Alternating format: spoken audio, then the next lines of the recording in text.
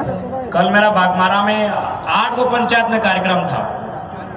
11 गो पंचायत में कार्यक्रम था और 6 पंचायत के बाद हमको कार्यक्रम कैंसिल करना पड़ा और रात को लगभग हॉस्पिटल होना पड़ा। लगभग 2 घंटा पानी चढ़ा, लेकिन उसके बावजूद आपके बीच खड़ा है क्योंकि हमने वचन दिया था कि शहीद सुनील महतो की शहादत के दिन जाएंगे और उनकी आत्मा हमारे अंदर होगी और जितने बुरे लोग हैं उनका हिसाब करेंगे। और आज मैं आप लोगों को स्पष्ट कहना चाहूंगा, जैसे हमारे रिजवान दा ने कहा, बिल्कुल राजनीतिक महत्वाकांक्षा अगर हमारी होती, आपके मन में भी एक सवाल आ रहा होगा कि हम लोग भी बदल जाएंगे क्या? अरे बदल जाने का रहता तो जान जोखिम में नहीं रखते, जान को बचा के सभा करते।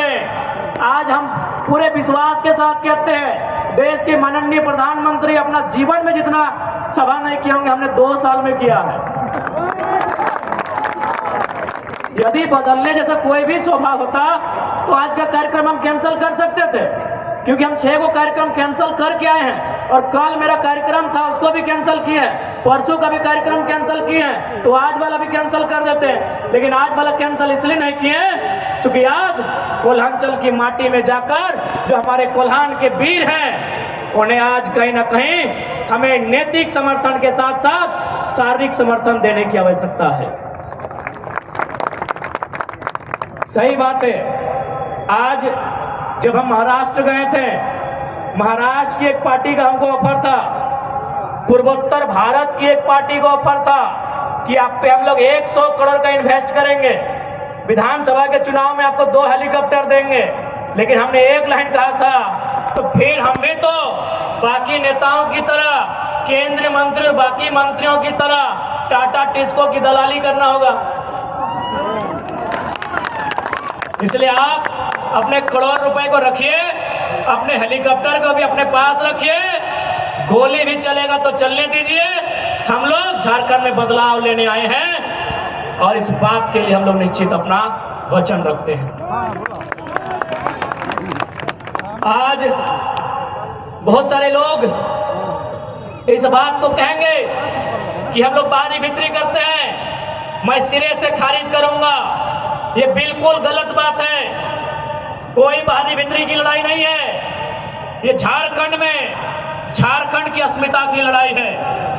क्योंकि जब विवाद होता है तो सबसे पहले बिहार और झारखंड सामने आते हैं। तो मैं यदि इन बड़ी बड़ी इमारतों में बिहार के निवासी हैं और मैं संवैधानिक दृष्टि से बिहार को बड़ा भाई मानता हूं, तो पहला संदेश आपको दूंगा। आप ही के राज्य के एक हाई कोर्ट के जज ने हमको टेलीफोन किया था और उन्होंने एक लाइन में कहा आपकी लड़ाई सही है। हमने कहा सर आप ऐसा क्यों कह रहे हैं? बोला यार अगर ये लड़ाई तुम्हारी सही नहीं है तो बिहार से झारखंड अलग काहे बना? ठेकेदारी में भी यूपी बिहार के लोग रहेंगे, कॉन्ट्रैक्ट में भी वही लोग रहेंगे, आउटसोर्सिंग में भी वही लोग रहेंगे, प्राइवेट में भी वे लोग, पब्लिक सेक्टर में वे लोग, गवर्नमेंट के सेक्टर में वे लोग रहेंगे, सरकार को पीछे से वे लोग चलाएंगे। तो झारखंड काहे बना है? ये हम नहीं, बिहार राज्य के एक सम्मानित हाईकोर्ट के जज ने कहा है। यानी जो लोग अपना अपना हिस्सा खाना चाहते हैं वो कहीं का रहे, वो हमारे साथ खड़ा है।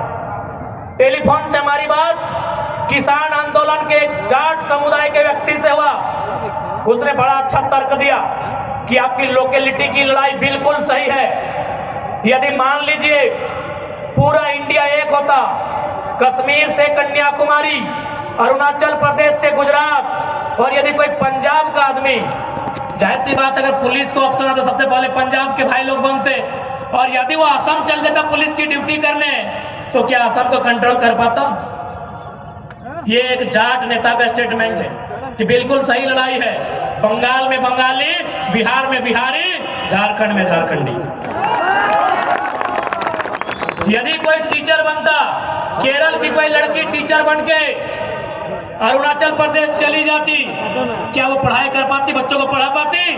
नहीं। झारखंड भारत देश विविधताओं का देश है, और जो लोग बाहर भीतर की बात कहते हैं, मैं उनको लोकतंत्र के चौथे स्तंभ के माध्यम से आह्वान करूंगा कि आप में अगर इतनी साहस है तो जाइए भारत के संविधान में जो पहला आर्टिकल लिखा है उसको बदलिए, वहां साफ साफ लिखा है India that is Bharat shall be a country of states. Bharat अर्थात इंडिया वह राज्यों का संघ होगा। बिना राज्य के आप देश कैसे बनाएंगे मान्यवर, कैसे देश बनाएंगे? यह भाषा एक नहीं, बोली एक नहीं, परंपरा एक नहीं, खान पान का तरीका एक नहीं, अरे पहनने का तरीका एक नहीं। भारत को एक आप कैसे कीजिएगा बताइए? इसलिए भारत का संविधान खूबसूरत है, पढ़िए। जो लोग हमारे अधिकारों पे नजर गड़ा के बैठे हैं, पढ़िए। भारत का भी संविधान साफ साफ लिखा है India that is Bharat shall be a country of unions, shall be a country of states. वहां लिखा दीजिए India that is Bharat is a country.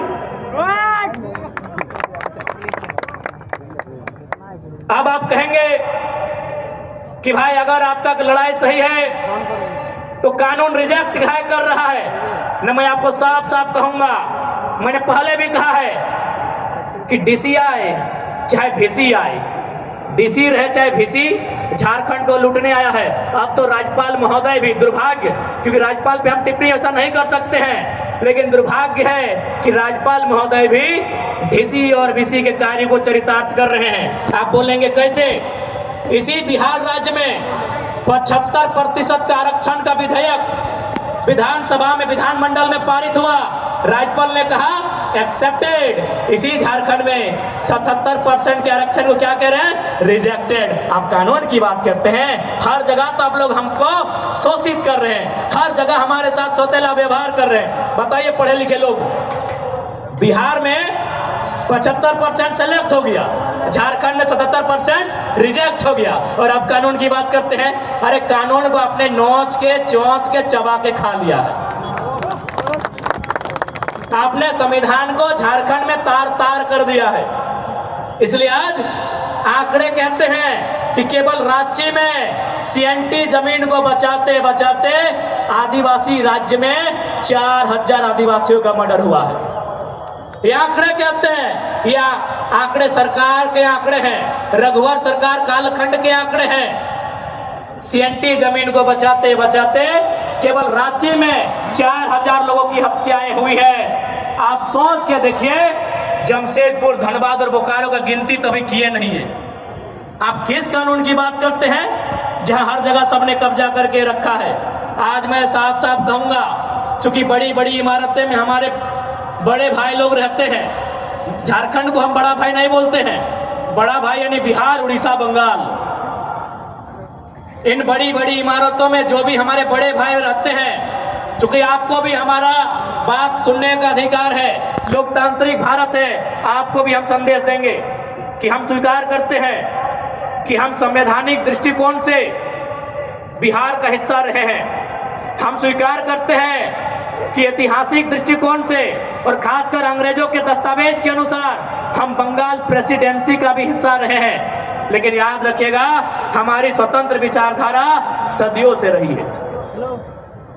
अब चलिए मान लेते हैं कि हम लोग आपस में 4 भाई हैं, बंगाल, बिहार, उड़ीसा, झारखंड। तो आज बंगाल के पास 88,752 वर्ग किलोमीटर का धरती है।